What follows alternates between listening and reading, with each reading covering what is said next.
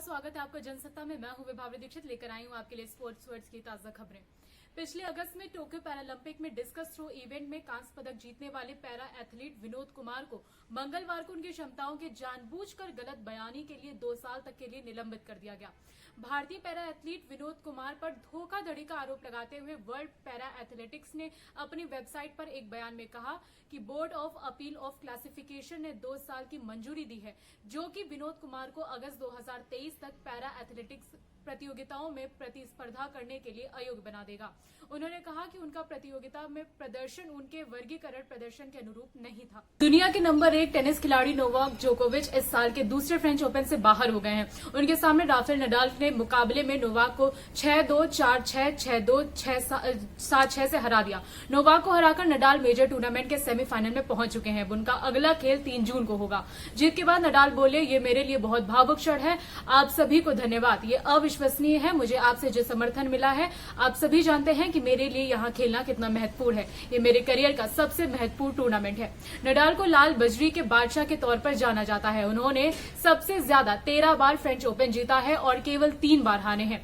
3 में 2 मौकों पर जोकोविच ने ही हराया है।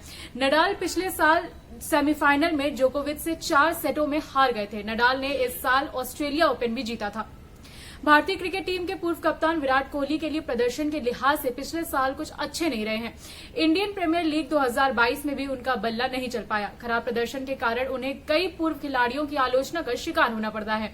इसी के बीच पाकिस्तान के पूर्व तेज गेंदबाज शोएब अख्तर ने विराट कोहली का बचाव किया है।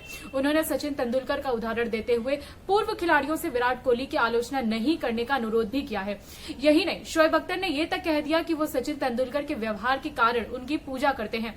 स्पोर्ट्स क्रीडा से बातचीत के दौरान कोहली की आलोचना पर विचार व्यक्त करते हुए शोएब अख्तर ने कहा कि लोगों को बयान देने से पहले ये समझना चाहिए कि युवा खिलाड़ी विराट कोहली की ओर देखते हैं और उन्हें अपना आदर्श मानते हैं। विराट कोहली के बारे में अच्छी बातें करें, उन्हें वो सम्मान दें जिसके वो हकदार हैं। एक पाकिस्तानी होने के नाते मैं कह रहा हूं कि वो ऑल टाइम महान खिलाड़ी हैं। मैं चाहता हूं कि वो अंतर्राष्ट्रीय क्रिकेट में 110 शतक लगाएं। मैं चाहता हूं कि वो 45 साल तक की उम्र तक खेले। दिल्ली उच्च न्यायालय ने केंद्र सरकार से उन राष्ट्रीय खेल महासंघों को निलंबित करने को कहा है जो खेल संहिता का पालन नहीं कर रहे हैं। उच्च न्यायालय ने साथ ही कहा कि इस तरह के महासंघों को कोई छूट नहीं दी जाए। पीठ ने कहा कि एनएसएफ के रूप में मान्यता के लिए खेल संहिता का अनुपालन करना बेहद जरूरी है और जब तक कोई इकाई संहिता का सख्ती से पालन नहीं करती, तब तक उसे सार्वजनिक कोष से मिलने वाले फायदे को भूल जाना चाहिए, जिसमें सरकार के स्वामित्व वाले स्टेडियम और खेल सुविधाओं का इस्तेमाल भी शामिल होता है। अभी के लिए बस इतना ही। बाकी देश, दुनिया और स्पोर्ट्स वर्ल्ड से जुड़ी हर अपडेट के लिए बने रहिए जनसत्ता के साथ। धन्यवाद।